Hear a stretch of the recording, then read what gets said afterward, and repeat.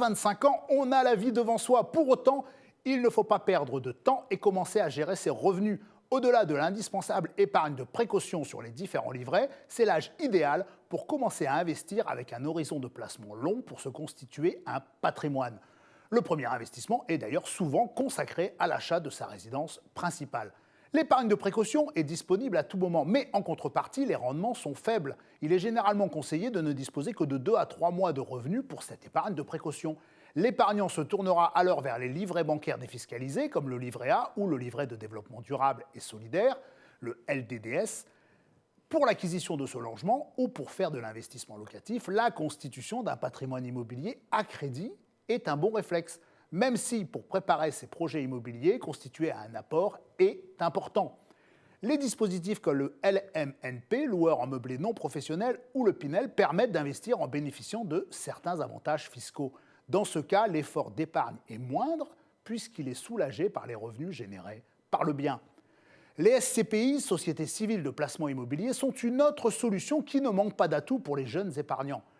Comme un achat immobilier classique, il est possible de financer à crédit des SCPI. Par ailleurs, elles sont accessibles à partir de quelques centaines d'euros et permettent de profiter du dynamisme du marché de l'immobilier professionnel, très souvent difficilement accessible aux particuliers.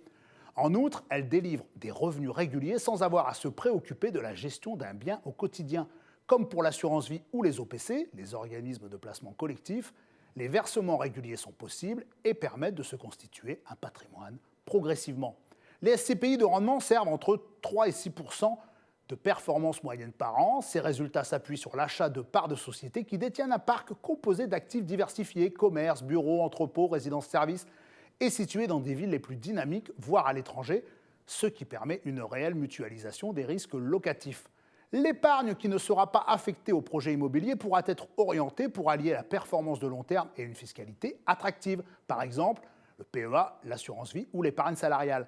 D'autres placements à capital non garanti peuvent être à regarder avec attention. Vous pouvez notamment investir une partie de votre épargne dans l'assurance vie en unité de compte à hauteur de 30 % environ de vos investissements par exemple. La part restante pourra être investie en bourse via un PEA, plan d'épargne en action. Votre conseiller banque privée vous conseillera pour vous aider et adapter au mieux votre stratégie d'investissement à votre situation familiale et patrimoniale. Même au début de sa vie active ou de sa vie de famille, il est important de protéger ses proches avec un contrat de prévoyance. Il est souvent opportun d'y consacrer une partie de sa capacité d'épargne.